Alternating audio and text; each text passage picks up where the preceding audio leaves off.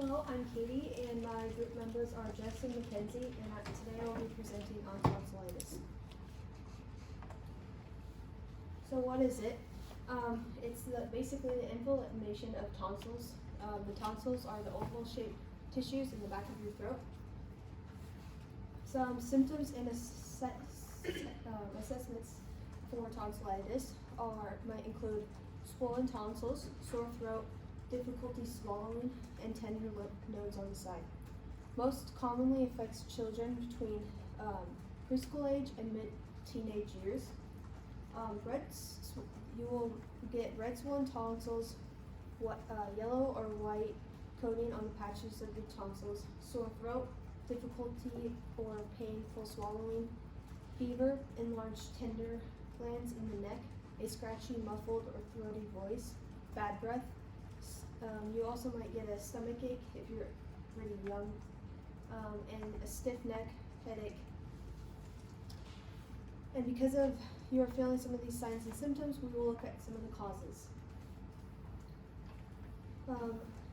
Some of the reasons and causes for tonsillitis will be a common virus or bacterial infection. The most common bacteria is Streptococcus pyogenes. Other strains of strep and other bacteria may cause tonsillitis. The reason your tonsils are getting inflamed is because they are the first line of defense in your immune system against any bacteria or viruses that might enter your mouth. The tonsils' immune system function declines after you hit puberty, accounting for rare cases in adults. Some risk factors might be young age, frequent germ exposure. It may occur in young children, but rarely anyone younger than 2. It's most common in ages 5 through 15.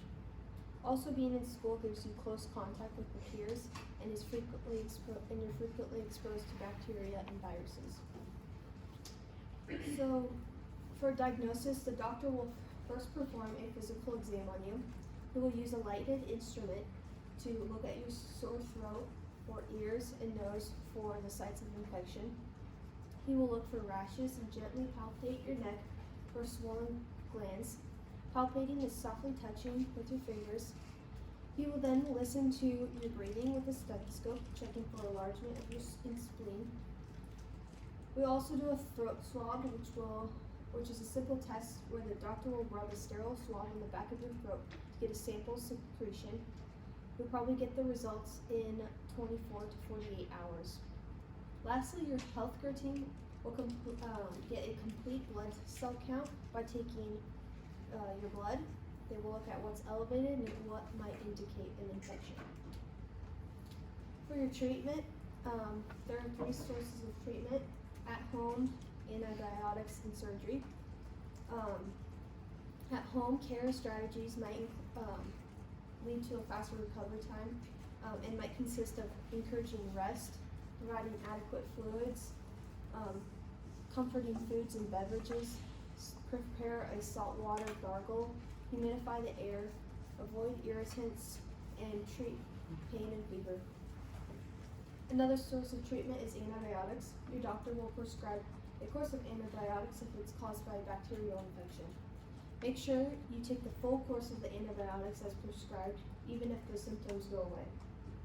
The last source of treatment might be surgery. Surgery is known as the tonsillectomy, which is the removal of the tonsils.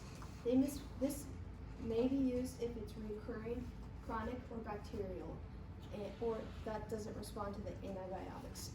The surgery also may occur if there is difficulty to manage complications such as obstructive sleep apnea, breathing difficulties, swallowing difficulties, and an abscess.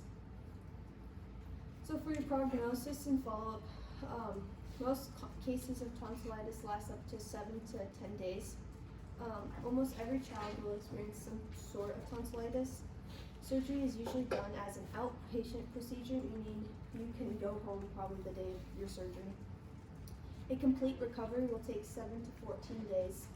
And make sure to rest, medicate, and drink soothers. Also, to take, as I said earlier, to take your antibiotics before as prescribed. Thank you.